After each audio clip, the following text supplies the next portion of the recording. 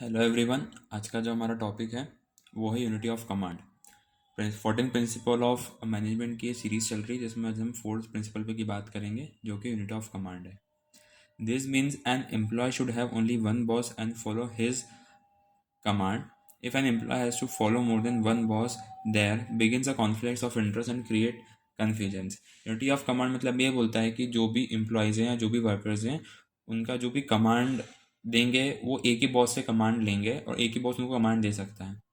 इसका मतलब ये है कि अगर एक कोई एम्प्लॉय है, ठीक है, उसको कुछ काम करना है, उसको उस काम के लिए दो बॉस अगर कमांड देते हैं और कमांड अलग अलग हुए हैं तो इसमें कॉन्फ्लिक्ट क्रिएट होते हैं, कन्फ्यूजन क्रिएट होता है ना। एफर्ट ज़्यादा लगेंगे, टाइम ज़्यादा कंज्यूम होगा और कॉन्फ्लिक्ट क्रिएट होगा कि किसकी बात सुने किसकी नहीं सुने। तो ऐसे में यूनिटी ऑफ कमांड ये बोलता है कि only this means an employee should have only one boss. उसको सिर्फ एक बॉस को सुनना है और एक बॉस को फॉलो करना है कमांड को। अब इसमें एग्जाम्पल देके रखा है, सपोज कि रमेश एक सेल्समैन है सीमेंट कंपनी में और उसको अलाउ किया गया 50% मैक्सिमम डिस्काउंट दे सकता है। मार्केटिंग मैनेजर ने उसको बोला है कि आप 50% तक डिस्काउंट दे सकते हो डील करने के लिए, ठीक है। अगर कोई डील हो रही है और उसमें अगर कोई सामने वाला क्लाइंट जो है वो डिस्काउंट मांग रहा है तो मैक्सिमम 15% तक डिस्काउंट दे सकते हो डील करने के लिए। तो जब भी वो डील करता है तो 15% तक का डिस्काउंट दे देता है।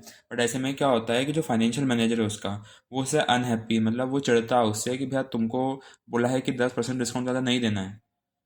तो ऐसे में वो क्या करेगा, उसके दो बॉस हो, फाइनेंशियल मैनेजर बोल रहा है कि 10 से ज़्यादा देना ही नहीं और मार्केटिंग मैनेजर बोल रहा है कि 15 तक दे सकते हो डील फाइनलाइज करने के लिए। तो ऐसे में कॉन्ट्रडिक्शन क्रिएट होता है जो इंस्ट्रक्शन दिए उसके बॉस ने उससे। कन्फ्यूजन क्रिएट होगा सामने वाले के दिमाग में। तो हमेशा एम्प्लॉयज़ का बॉस एक ही होना चाहिए और उसको एक ही बॉस से कमांड सुननी चाहिए। अब इसके इफेक्ट्स देख लेते हैं।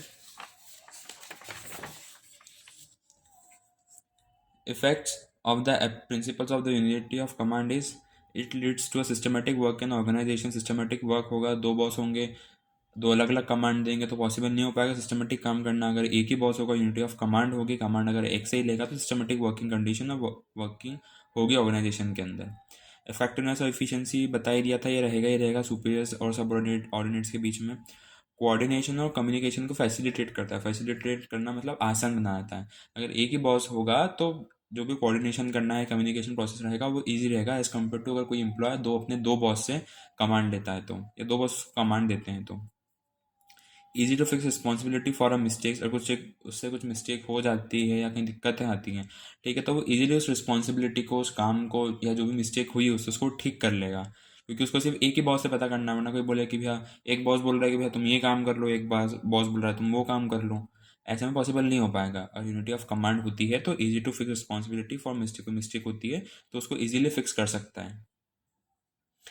If a wallet or an organization violate this principle, then it may be confusable situation for the subordinates. It may lead to ego clashes among superiors and also may lead to waste of resources. अगर हम unity of command का follow नहीं करते, unity of command जैसे कि जो बोलता है कि आपका एक ही बॉस होना चाहिए और सुपीरियर्स कोई एक ही होना चाहिए उनके एम्प्लॉयज़ के लिए, यानी एम्प्लॉयज़ को एक ही इंसान का, एक ही बॉस का कमांड मानना चाहिए और एक ही बॉस होना चाहिए।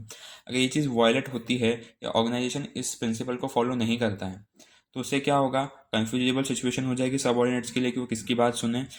और इसके साथ साथ क्लैशेज होंगे, किसके बीच में क्लैशेज होंगे, सुपीरियर्स के बीच में। अब दो सुपीरियर्स हैं, ठीक है, अब ईगो क्लैशेज तो होगा कि भाई उसने मेरी बात नहीं मानी, उसने ये करा, वो बोलेगा कि मेरे को मेरी बात, तुमको मेरी बात माननी चाहिए थी। तो इस टाइप से जो ईगो होता है, ईगो क्लैशेज होते हैं वो होंगे और साथ साथ वेस्टेज ऑफ रिसोर्सेज भी होगा।